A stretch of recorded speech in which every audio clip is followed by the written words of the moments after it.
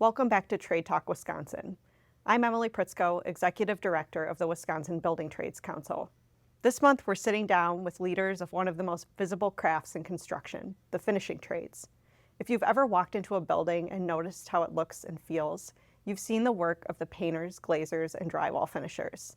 Today, we're joined by Jeff Mehrhoff, Business Manager of IUPAT District Council 7, and Andy Buck, DC 7's Director of Governmental Affairs. Let's get into it. Our first guest today started out as a non-union painter in La Crosse and has served in a variety of roles, including e-board member, organizer, business rep, government affairs director, apprentice instructor, and now business manager. Jeff Mehrhoff now leads IUPAT District Council 7, representing approximately 2,000 painters, drywall finishers, glaziers, and other finishing trade professionals across Wisconsin and Michigan's Upper Peninsula. Our second guest today wears a few other hats and wears them all in service of working people. Andy Buck is DC 7's Director of Governmental Affairs. He serves as president of the Northeastern Wisconsin Building Trades Council, and he's an elected Winnebago County Board Supervisor. Andy is one of the most active voices in Wisconsin, fighting for fair pay for fair work, apprenticeship standards, and policies that invest in working families. Jeff and Andy, thanks for being here. Thank you. Absolutely. Jeff, I want to start with something I think will surprise a lot of listeners. Most people hear painters and they picture someone rolling a wall in a house, but DC 7 covers a huge range of work and trades. Break that open for us. What kind of trades make up the allied trades of the IUPAT? We do, for the painters, we do a wide range of different environments, whether it's residential, commercial, industrial. We do shipyards, maritime, bridges, all kinds of different things that you might not even think about really probably needs to be repainted. We also have our glaziers, and glaziers are architectural metal technicians. Yeah, they're basically the ones that'll they'll install the glass. And Andy, as being a glazier, he can talk more about it. We also have our drywall finishers. That's actually what I started out in my, a long time ago. She's kind of started out as a drywall finisher. We also represent paint makers. We have about 300 members that work for PPG Paint in south of Milwaukee and Oak Creek. We also represent sign and display and show floor workers. They set up like conventions. We do sign shops. We have t-shirt shops. So we have a wide range of different trades that you might not think of that we represent. It's kind of unique, especially with us being a building trades union. But I think I learned something from all of our trades every day. So it's pretty neat to be able to be engaged with them and represent them. And I'm honored to be able to do that. And can you elaborate a little bit more on the aspect of the finishing trades? In your branding, that's what you lead with. Can you talk a little bit more about what that means to you and your members to be the one that finish the job? I'd like to say, it's going to maybe make some of the other trades a little bit ticked off, but we make everybody else's work look good because we're at the end of the show. And, with our drywall finishers coming in, it's truly an art for what they do. And our painters come in after them, and we make everything look great. And again, what we do, it's a spotlight on everybody else's work. It makes it all come together. So that's why we are the finishing trades, because we're at the end and we get it done. Let's talk a little bit more about the visual nature of the work, though. You have about 2,000 members working around the state right now, 180 signatory contractors. Where in the state right now, and I know we're early in the season, but where in the state would people see your members in large numbers working? What are some of the projects they're out on? Right now we have a lot of members in Microsoft, Southeast Wisconsin at the data center. A lot of people down there right now. We've had a lot of people down there last couple of years. And we got a lot of big projects coming up as well that we're just not quite on yet. It varies. I know we got some stuff coming up, down at Camp Randall here in Madison. I don't know, Well, working at Uline, I know that's a big project constantly going on. Eli Lilly, that's another project that our folks will be on. There's continued work at Lambeau Field, tons of schools across the state of Wisconsin. That's what I keep hearing from a lot of our members are working on schools in Racine, Green Bay, all across the state. I'd say quite a bit of school work right now is where we're at. We just touched on the many different crafts that are working under the IUPAT umbrella. What is the thread that you use to connect all of your workers and to keep solidarity? Glazers aren't going to like this, but I mean, I think, all of our kind of trades are all related to being the painters. The glazers, that's how even our general president, Jim Williams, he said this, and he's a glazer. Glazers came out of the painters. So there's a thread there that we're all connected, going back to the painting trade, which I think we don't think about it a lot, but it's true. And a lot of time, way back when, painters used to do all the glazing. So there is that thread in there, but I think for us, under IUPAT, yeah, it's, we're kind of an umbrella for all of the locals that make up the district council. But I think part of it is, what I think is unique is, still having the autonomy, even though we're under the DC7 banner, but each local has its own identity, its own autonomy, that they can still feel like, they're a part of something, but they also, they have this general thing that bonds them together. Mm-hmm. Let's zoom out of the details and talk a little bit about both of you, get to know you. Jeff, where are you from? Have you lived in Wisconsin your whole life? No, actually, I was born in Illinois. We moved to Wisconsin when I was 13, so hopefully that makes me a Wisconsinite now. Been here for a while, even though, from Illinois, hold that against me. But my hometown is originally from La Crosse, and, try to go back there as much as I can. But I live in the Madison area now. What brought you down to Madison? What brought you into the painting apprenticeship? So, I didn't necessarily, just didn't necessarily come out and having a career in the trades. It just kind of happened. I was working with my future father-in-law, actually. He was kind of a home remodeler, kind of worked in, a lot of residential stuff. Well, I started working with him, and I started, doing a lot of the painting stuff. And so I got a job with a non-union shop in La Crosse, and started as a finisher, and kind of became their call it texture guy, texture sprayer, painter. And I was there for about 4 or 5 years. And I got to kind of realize I was getting older, had a family, during all this, and realized it's kind of typical with a lot of non-union shops, that the benefits weren't there.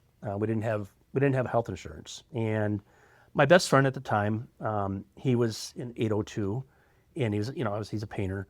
He talked to me about it and said it would be a good idea. And so I decided, okay, let's give it a shot. Back then, it goes back a little ways. It was harder to kind of get in, I think, to the unions. You kind of had to be sponsored. So my friend, his dad was also as a journeyman in the local. They kind of spoke up for me and sponsored me so I could get into 802, and I became in as an apprentice. Did my time here, and as an apprentice, worked for. I was kind of fortunate. Pretty much my entire apprenticeship, I worked for basically one shop, and it was great because it was kind of a smaller shop, but I had a lot of really good older journeymen that really took the time to spend with me and help me learn a lot of the stuff that you needed to do to be a painter. So they were real mentors, and I was really fortunate to have that.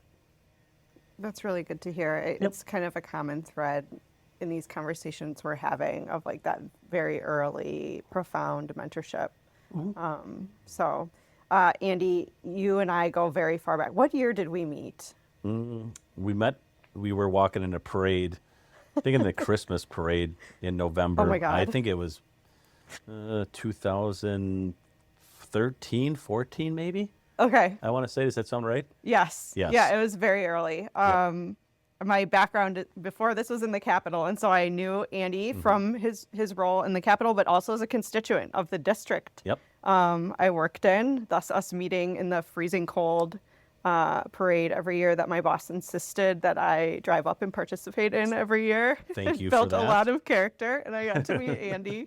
But you wear a ton of different hats, and you always have the whole time I've known you. You're head of governmental affairs for DC7, president now of the Northeastern Building Trades, and you're also a county board supervisor in Winnebago County. How did you end up in all these different roles? Was this an intentional decision you made, or how did this evolve where you're No. kind of everywhere all at once? No, not one single bit. I mean, really extremely happy and fortunate to be in the glazing trade, and I never really had any aspirations of doing anything different at all. And really, a lot of that thanks goes to Jeff.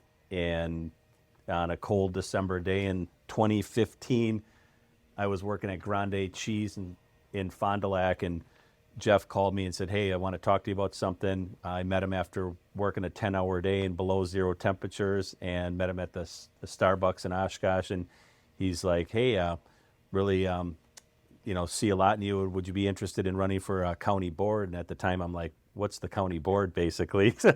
So obviously, Jeff saw something in me, and I just jumped in head first, and mentored me along the way to run for county board in that 2016 race, where at the time I didn't really know it, but I was running against a 30-year sheriff of Winnebago County, which I came really close to winning, but that really the second time around in 2018 nobody ran, and so I've been fortunate enough to represent the citizens of the 24th district in Winnebago County since 2018.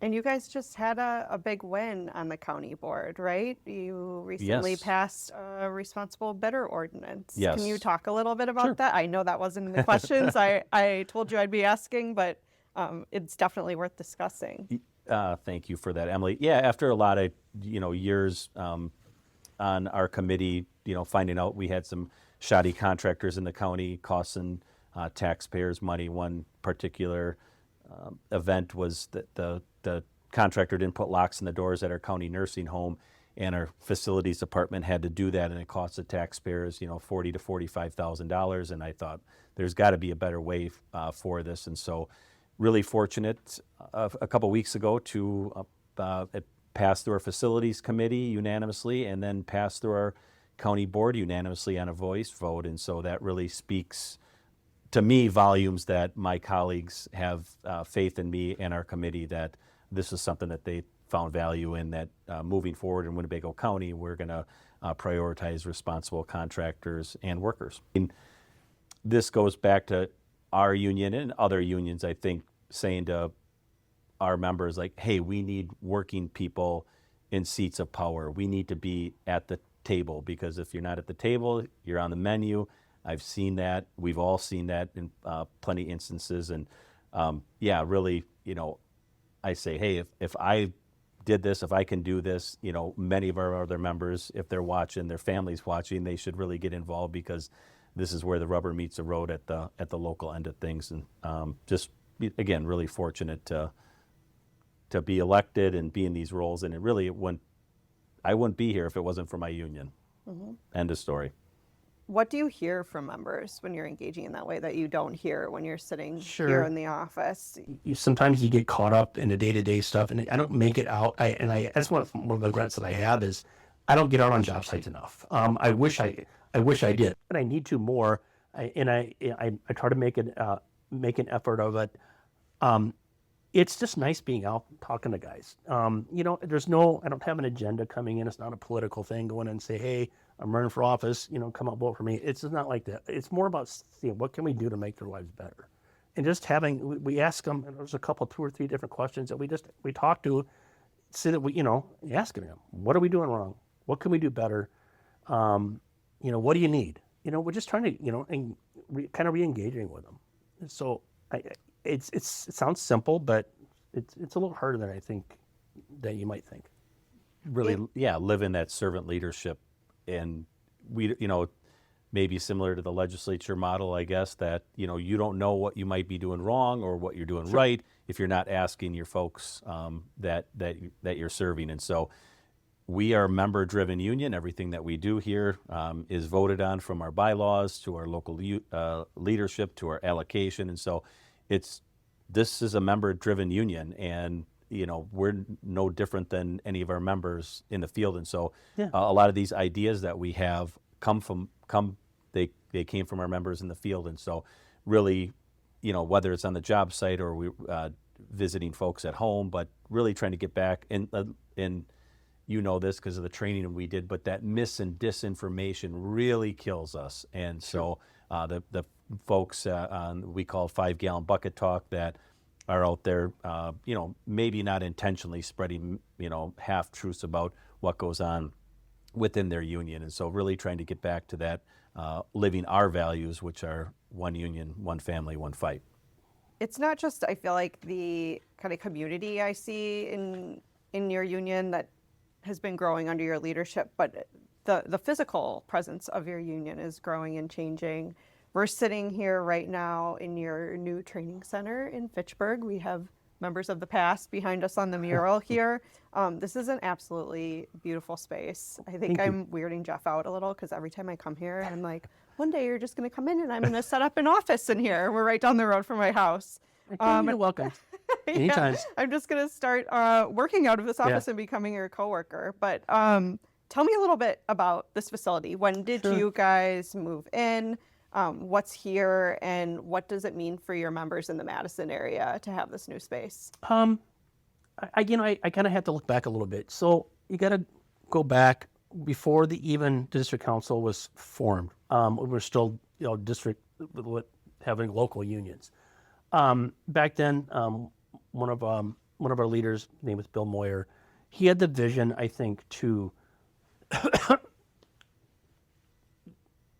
get the members to see what it would be like to have their own building. So they had their own building in Sun Prairie, and they had that building for quite a while. And I think that's kind of where it kind of started. After I became manager, I'd worked at that building for quite a few years. It worked, but we were outgrowing it. We didn't have that big of a training space. So we started looking. We finally settled on another building right down the road here in Fitchburg. We moved in there in 2017, and it was fine. We were happy there, and we thought, okay, we're going to be here for a long time, whatever. But this the school district of Verona came to us with an opportunity where they really wanted our space for various reasons. So we weren't really thinking about, whatever. Well, it turns out it worked out well for everybody. So we sold that building. We had to find something else. By doing what we did with that opportunity, it enabled us to buy this existing building here. It's about 32,000 square feet. I think we're really fortunate. It gives us a footprint here that I guess we would never ever imagine having. It's pretty amazing. We're so fortunate to be able to have what we have. It's so sometimes still shake my head when I come in. It's like, this is pretty cool. It is. You also have a massive space outside of Milwaukee in Big Bend. Sure. Can you tell me what's happening in that building on a busy week? What's going on inside? Oh boy, that's a big question. It's a big building. That's basically the headquarters for the district council. And it was kind of, when they formed the district council, it was decided it was going to be in Milwaukee. So, and that's just where it's been. And kind of the same thing. We outgrew the former district council building that we had. Fortunate enough that we were able to kind of come along with the building and that we have now there. We bought it, and it turned into one of the largest training centers in Wisconsin for building trades. There's always stuff going on there. We do the training obviously for our Milwaukee area painters, our drywall finishers. The majority of our glazing apprentice stuff, glazing training happens in the Milwaukee area. It's just because of the space that's there. It's available for the glazers to give them kind of everything that they need for their trade. There's always a lot going on in that building. All of our various admin roles happen out of that building. A lot of the staff, obviously, they work out of that building as well. I have an office there. I have an office here. I have an office, up in the UP building as well. I don't know. There's just always something going on there. It's just busy. And not to leave Andy out, you have another new building in Neenah, correct? I have not even been there yet. That's how new it is. We do, 1985 American Drive. And I mean, I didn't think that it was going to happen in my, time. We were at a small labor temple, just one single office. But, these are leadership decisions, and our trustees made that decision that with this purchase, we were able to have some capital freed up, and I'm really happy to call that. I work out of my car most of the time, but that is mostly where I work out of. So just for our members up in the Fox Valley, for them to finally have a place that they call home, a very nice training space. Really looking forward to what the future holds with this. It's just a long time coming in the Fox Valley, and very proud of that, and very happy that we, were able to secure that. Yeah, I agree. I think, it was a long time coming. It was part of a bigger thought process about where we wanted to be and how we wanted to grow. And we kind of had we were missing in the valley. We just really weren't there on the level that we should be. And part of it was, we had to help the 80 to 90 glazers that were in the valley. We needed a space for them to call their own, have a spot that they can go to get some training instead of having to come down to Milwaukee or Madison.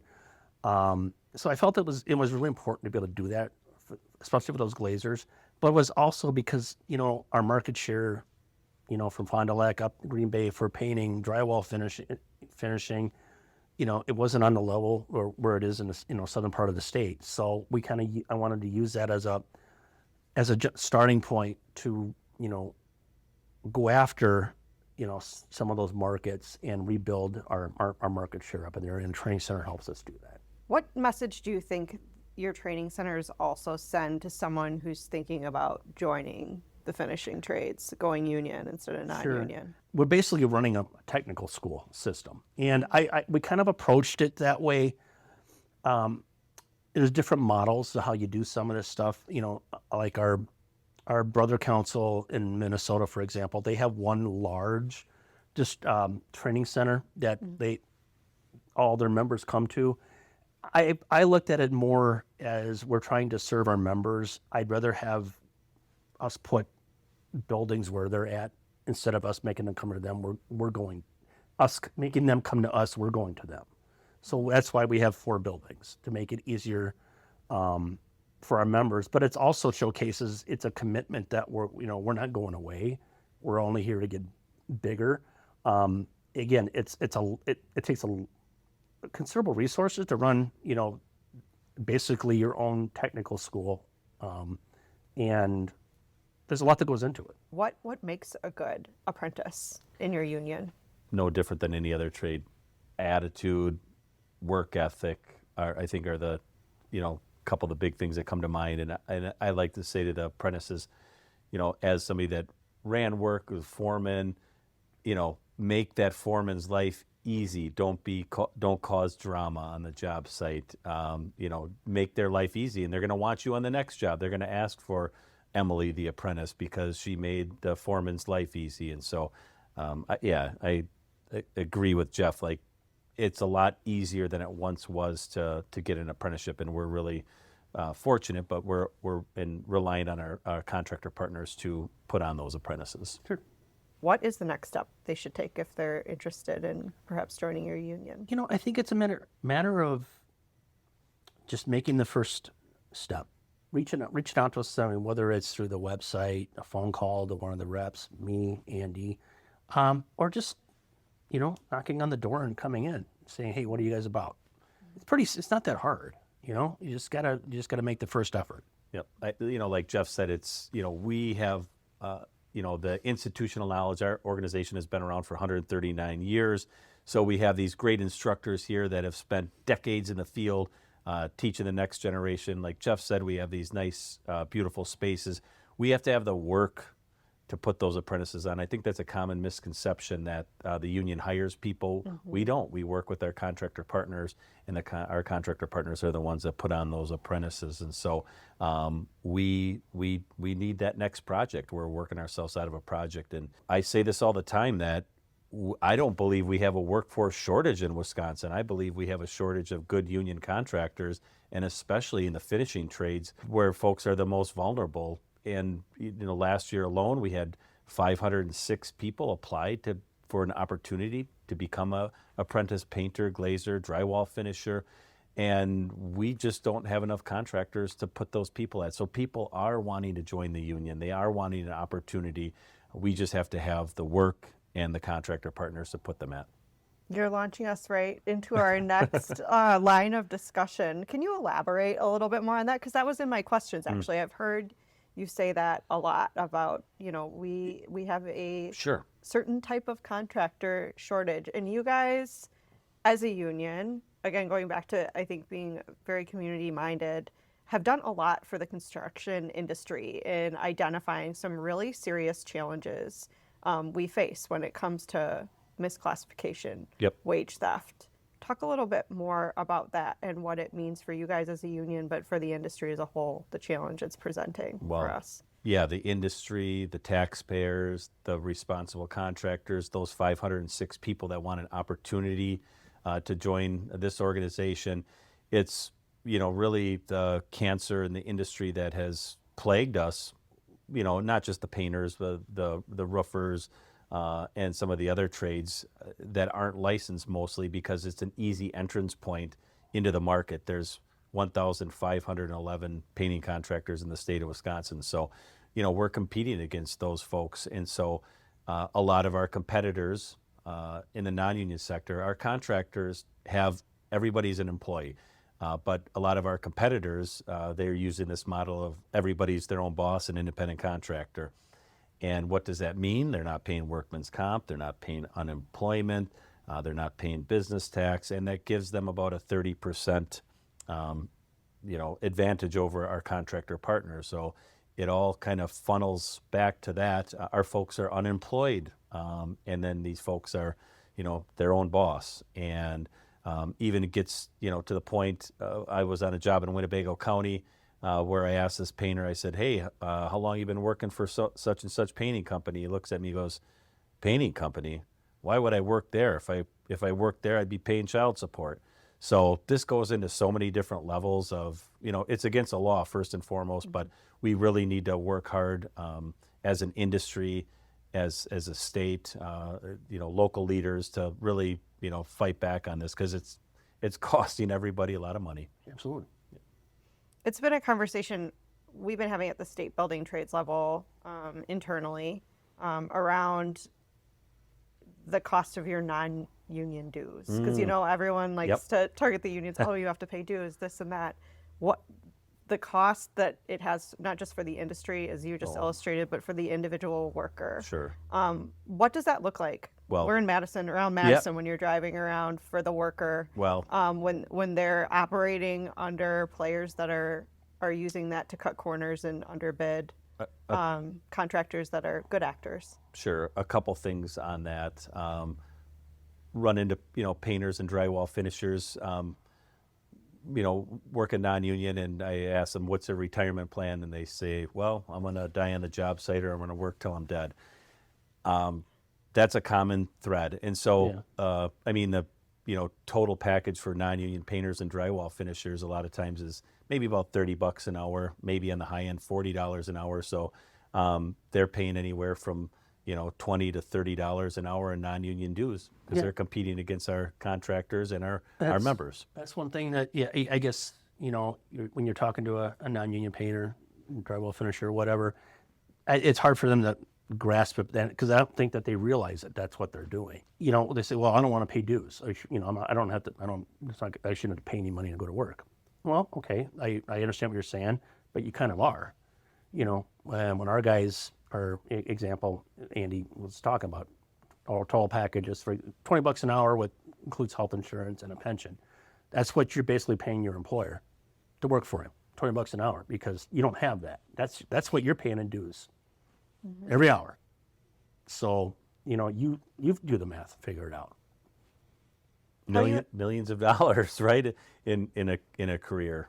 Plus, then, if you don't have health insurance, somebody's paying for that health insurance. We have health insurance increases, not every year, but somebody's paying for that health insurance. Somebody's paying for that retirement, and so somebody along the way is paying for it. And Absolutely. How do you have that conversation on a job site when you're organizing? Because I have to imagine organizing is incredibly important given the specific challenges you've laid out that your trade faces. How do you approach them in a way that doesn't immediately put their guard up? Yeah, right. I mean, Yeah. I think that they're always going to be a little bit suspicious. It depends on the environment that you're at. I mean, it also depends on who you're talking to. A lot of them, they'll kind of immediately get their guard up and they'll be defensive. And we try to have a conversation like we do with anybody, and not be threatening or anything like that. I mean, it's just a conversation. We leave information. Hopefully they'll reach out, and we'll check in. And I think that's the biggest thing I take away from when we're talking about organizing. And there's a lot of misconceptions about it. And I would say trust. I think our members are really some of the best organizers out there when they're out there talking positive about the union. And I think we have a good advantage in our organization because a lot of times, painters might be working on a job with a non-union glazer and vice versa. And so we've empowered our members to go and have that conversation with that non-union member and give us a call, build a relationship with them. But that's, I think a lot of our best organizing is through our members, and we're working on that with our Building Union Power campaign, Sure, living through our mission and values. So it is definitely the hardest thing that we do is organizing, but you have to establish that trust because there's so many things against you and what they've been told by their employer or somebody in their life. But I really feel that there's a tailwind that, workers have the public in general has a positive opinion on labor unions, the highest since, the 1950s or 60s. And so we're starting to see some of those things come around, and, it was reflective in 506 people last year applying to the Painters Union. You mentioned safety at the beginning of your answer, and I do want to briefly talk about the STAR program. Sure. Can you tell me a little bit about what it stands for and how you've been running that program? It stands for Safety Training Awards Recognition. The program was started back in, I want to say, 2005-ish. It was started by a district council on the East Coast as a way they were trying to help their contractors lower their mod rates under workers' compensation. So lower the mod rate, the better, the less you pay in workers' comp. So it's an incentive program for members to take safety classes in order to, on the back end, to help. They're working safer. It helps the contractors getting their mod rates lower. That's the whole idea behind it. It's grown since then. Obviously, it's a huge undertaking that we do now. But again, the emphasis is still on taking safety classes and getting the training you need. And a lot of it's repetitive. I know the guys get kind of sick of it. I've done this class 10 damn times, whatever. We get it, but it's important because we get, and we want you guys, we know you know it, but it's also, some of it's required to actually be on jobs. So you have to do it. But it's more about making sure we're giving you guys the stuff you need. You're taking care of yourself so you go home every day. That's what it is at the end of the day, making sure our members go home. Let's talk about a different kind of safety for workers. Jeff, you have really been a leader across the trades on addressing worker mental health. Sure. You and I have been working closely on some stuff, but it's I think one of the first issues you and I talked about one-on-one is you wanting to lead on. And Yeah. I haven't been here a long time compared to most people in the trades, 4 years or so, but it does seem like, what I hear is there's a culture across the trades, an expectation of like you handle your own stuff, you don't bring it to work, you tough it out. And I think it's more of a historical attitude than something I see reflected in any of the leadership that I work with. But where does that come from? And do you see any shift on that in the industry right now? I think, yeah, you're starting to see some changes. I don't think it's quick enough. I think it's something as a whole, all the building trades, I think some of them, they look at it's like, yeah, we probably need to do something. It's not sure where to go, where to start. But I think it's all something that we should all be able to get together on because it's so important. Yeah, you're right. There was that, back where people, well, that's something, we won't talk about that at work. It's, that's just not appropriate. We should be able to have resources that if they need this, it's there. It's there for them. And I think whether, they have substance abuse issues, whether if they're, suicidal ideations, all that kind of stuff, they gotta have a place to go. And they're at work more than probably are doing anything else, right? And a lot of times our contractors don't have the capability or don't want to deal with that, from their shop level. Some do, but some of them don't. So I felt like it's something as a union that we should be taking a look at and taking it very seriously and trying to offer resources. And if members take advantage of it, great. Hopefully, if they don't, that's fine too, but they at least know that there's help for them if they need it. We looked at it. It came about back in 2017. I think our international started a program called Helping Hands. And, that started out as really just raising awareness to what was going on in the industry. If you look at suicide rates in industry, construction is right up there as number 1 or 2. I think farming is actually probably number 1. And we can't just keep ignoring it, putting our heads in the sand and say it's not an issue, because obviously it is. And if there's something that we can be doing to try to help our members, then I think as unions, we should be doing everything we can. So, coming out of the Helping Hands, we started promoting that, at our apprenticeship classes, and talking about it at union meetings, talking to members about it. Then we started, then we brought in our first EAP, district council wide, and we didn't know then, I guess, what we didn't know. And, there's good ones and bad ones out there. We found a much better one that we're working with now that's building trade focused. And I would say, of all the things that I think that we do, it's one of the best things we've ever done is bringing what's a team, that's our current EAP, bringing them into DC7. I can't say enough of good things about them. Let's flash forward to a new issue taking, it seems like, not just our industry, but the state by storm, which is data centers. Very hot topic right now, a little contentious, both in Wisconsin and across the country. Microsoft is building out in Mount Pleasant, like we talked about earlier. Lots of IUPAT members out there.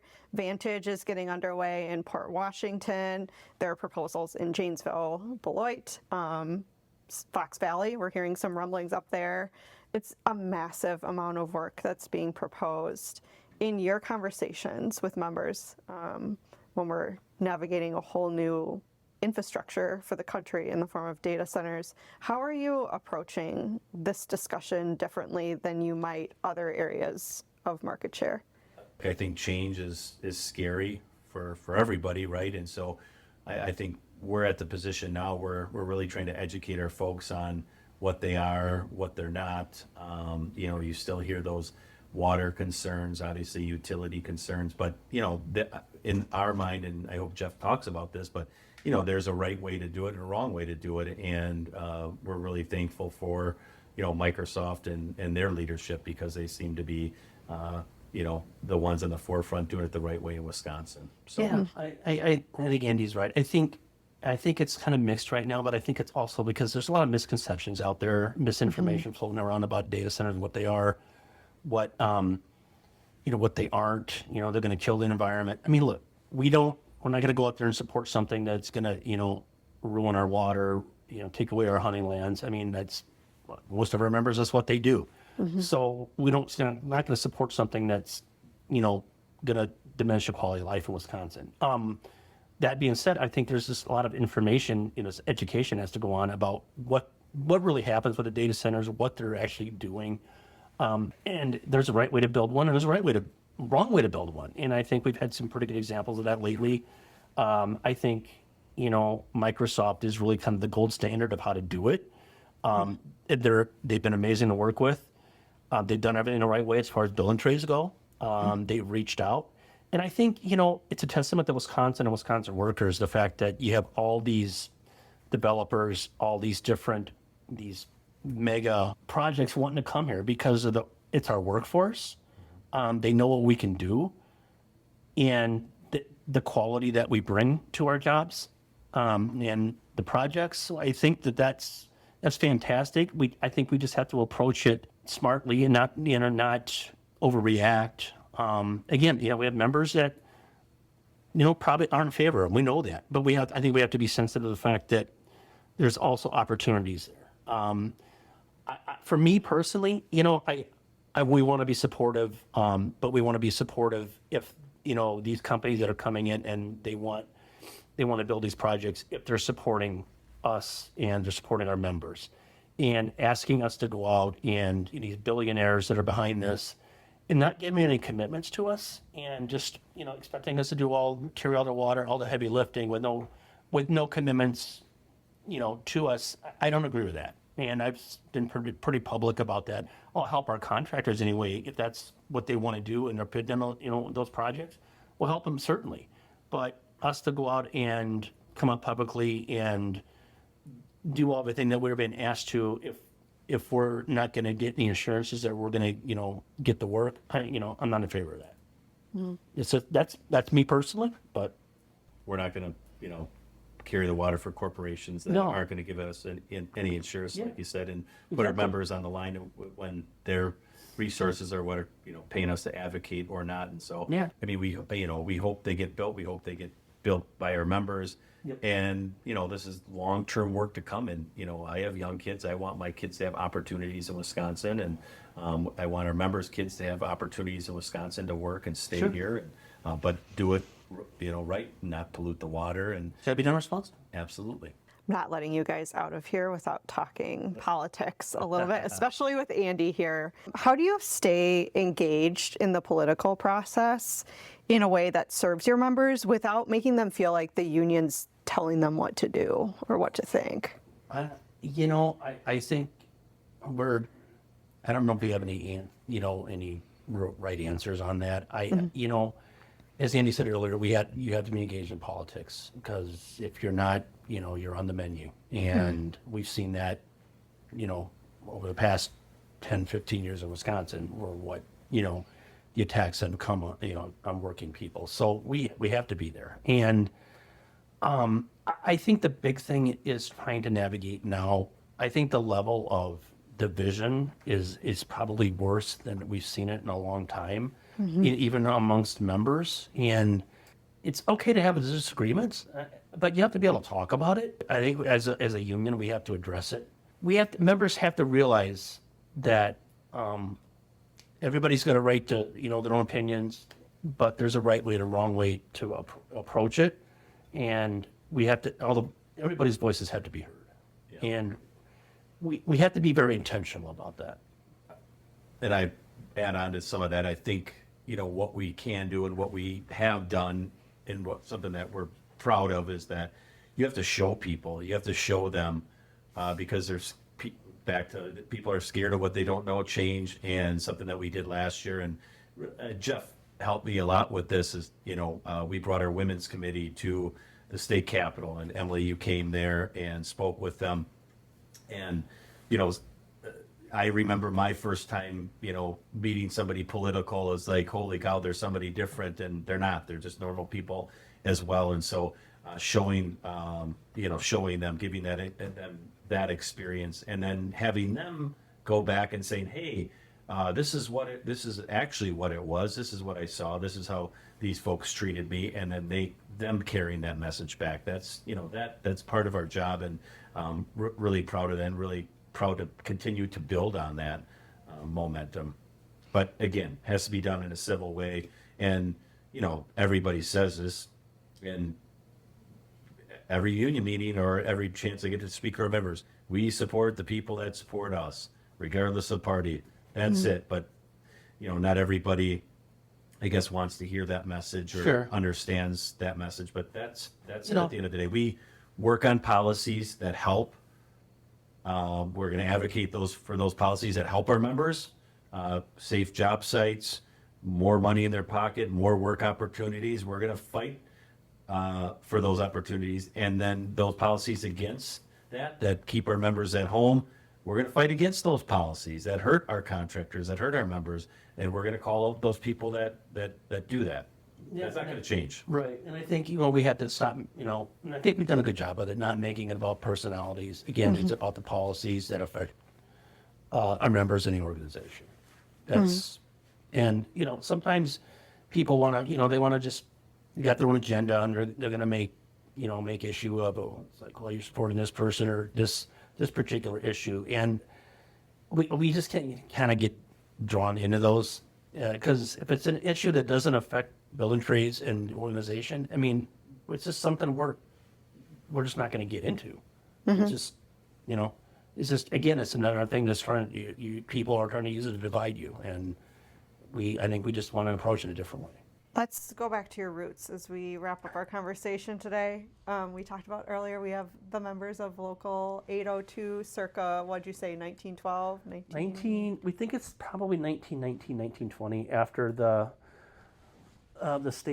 Capitol was rebuilt for like the second or third time. Yes. It was done.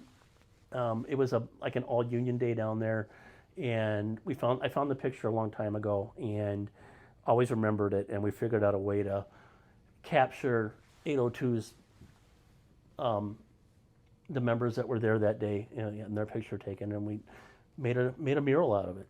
Yes, for those that are just listening on audio, it is a blown up, not quite life size. All the people are like 2-3 feet tall in the photos behind us on the steps of the Capitol, with the cigar makers as well in the picture. Cigar maker union. I've not seen that union at the scuffle meetings lately. Oh, no. But what do you think they would think of you now in 2026? All these issues we've been talking about today. What would they think of DC7? I hope that they would recognize that we've taken the legacy that they started. I mean, 802, for example, as we're talking about, started in 1902. It's been around a long time, and I hope they're the ones that started all this, and I hope that the legacy that they started, that we're carrying through and doing them justice, and hopefully that they would see that. And I think that, again, back then, a lot of the issues that they had were not that much different, fighting for wages, but there was obviously a lot of stuff that's different now too. So I don't think we've lost our reason to be here. And I would hope that those members would still recognize that that's still what our mission is. Mm-hmm. Yeah, so some of it is kind of frustrating how circular it seems, but yeah, still the same fights. These guys didn't have to worry about data centers. They I can didn't. tell you that. No, they didn't. You've been doing this a long time, both of you actually. What still gets you fired up when you have a really good day at work? What usually is something that happened that day? Oh, geez, that's like the hardest question I think you've asked me. I don't know. You're the boss. You can make Andy answer first. I like helping people, so anytime that I can help somebody, whether that be, a member, a new member, a potential member, have that same opportunity that I had to join in this union and having a better life, that's really what gets me and keeps me going.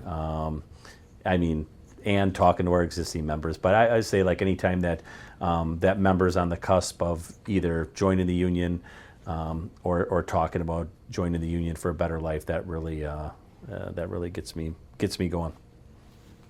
I like when I had the opportunity. I like going in, just talking to the apprentices. I think I think I enjoy that a lot. I do actually enjoy the union meetings. When members come in, we like having the discussions. Again, I wish I could. I need to be out more on job sites. I wish I could. I need to, figure that out more. I got to do it. It's an issue. I got to get out there and get it done more. It's when I enjoy being here every day, and I guess when it's when I don't feel that, then it's time for me to leave, and stay too long at the party and need to leave. So Hopefully we're not there yet. When both of your times in your roles is done, what do you hope the members will say about your leadership and the direction you took the council? Well, I hope that they say that we were good stewards of the union. We left it in better shape than when we found it. I don't know. I think that's... Yeah, I would say that. And I also add, like, I don't, the spotlight, I rather, I think about this, like, have a painter someday or a glazier someday, they're in the union, but they don't really know how they got there. And maybe they got there through an organizing effort that we had put a plan together and took a couple of years that, yeah, I would, rather be in a little bit more in the background. And so it's just who I like to be. Mm-hmm. We're going to have a number of other trades on here in the coming months. Is there anything that you guys have implemented or tried, or that you have been doing all along and now you get a chance to do it, that you think they should steal from you? A good idea, an initiative, an issue? Yeah, the STAR program, I think, is just such a great thing that brings all the union members together one day of the year.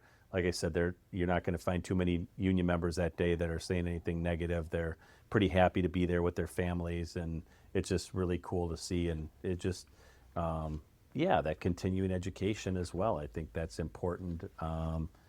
And yeah, I hopefully that some of them that are listening, steal the STAR program. We've got the blueprint. Take it. Well, Jeff, Andy, thank you so much for sitting down with us and giving our listeners a window into the finishing trades. Where can people go? I know we talked about this earlier, but just one more time, to learn more about IUPAT District Council 7, or to start looking at the process of an apprenticeship with your union. www.iupatdc7.com, and find us on TikTok, Instagram, Facebook. Ton of social media. All the progressive. social media. TikTok. Yeah, TikTok. Yeah, he's a TikTok guy. TikTok, it works. It's kind of fun. Great. Yeah. Well, thank you so much. Thank you. Absolutely. Thank you. We appreciate it. Yep. It's fun. Yep. Next month, we'll be back with another craft, another conversation, and another story from the people building our state. This is Trade Talk Wisconsin.